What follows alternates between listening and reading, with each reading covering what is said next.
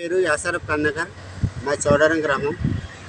జనగామ మండలంలోని గానుపాటు దగ్గర కల్వర్టు కొట్టుకుపోయింది. 2023 జూలై 1వ తారీఖు ఆ పనులు ప్రారంభించారు. ఆ పనులు 9 నెలల్లో పూర్తి చేయాలి. కానీ ఆ కాంట్రాక్టర్ బిల్లులు రాలే అని ఆయన వంకబెట్టి ఆ పనులు చేస్తలేడు.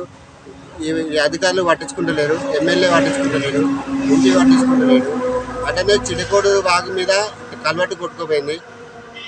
దారి గుండా మోడల్ స్కూల్ ఉంది, చౌడారంలో కస్తూర్బా పాఠశాలలు ఉన్నాయి. ఇది ప్రయాణికులు చాలా ఇబ్బంది పడుతున్నారు, స్కూల్ పిల్లలు చాలా ఇబ్బంది పడుతున్నారు.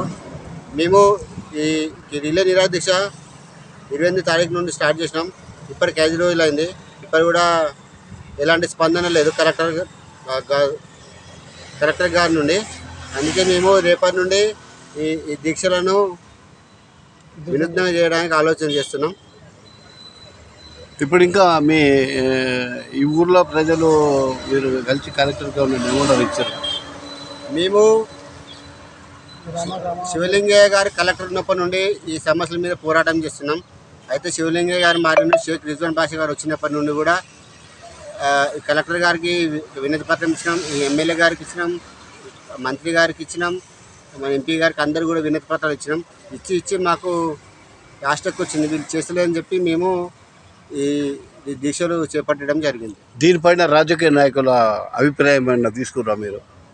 రాజకీయ నాయకులు ఏమంటారు, అటు అవుతుంది, బడ్జెట్ లేదు, ప్రభుత్వం దగ్గర నిధులు లేవని అంటారు. ఈ రాష్ట్ర ప్రభుత్వం మొన్న పెట్టిన అసెంబ్లీలో 2 లక్షల కోట్ల పైన బడ్జెట్ పెట్టింది. దాంట్లో R&B శాఖకు 5,000 కోట్ల బడ్జెట్ పెట్టింది.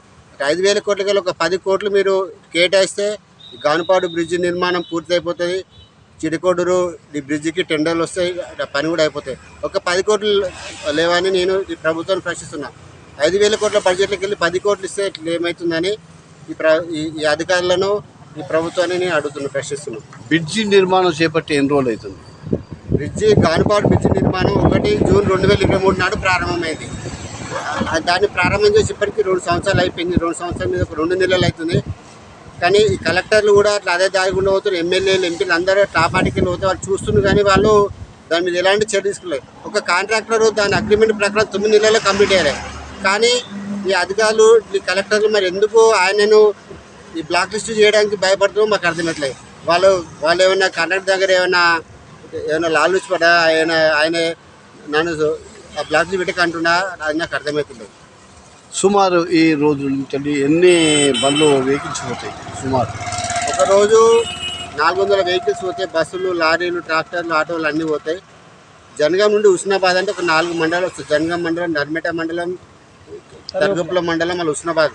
ఇట్లా మొత్తం ఒక 100 గ్రామాలకు పోయే రహదారి, ఒకటే రహదారి. గానుపాడు దగ్గర అది చాలా ఇబ్బంది ఉంది.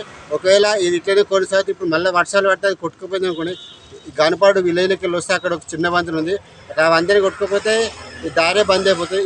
ఒక 100 గ్రామాలకు సంబంధించిన సమస్య మీద ఈ కలెక్టరు, ఈ ఎమ్మెల్యే, ఇట్లా ఓడిపోయిన ఈ DCC అధ్యక్షుడు వీళ్ళెవరు పట్టించుకోకపోవడం చాలా బాధాకరం. ప్రజలందరూ దీన్ని గమనిస్తున్నారు. ప్రజలు వీళ్ళకు సరైన సమయంలో సరైన తీర్పిస్తారని నేను ఆశిస్తున్నాను.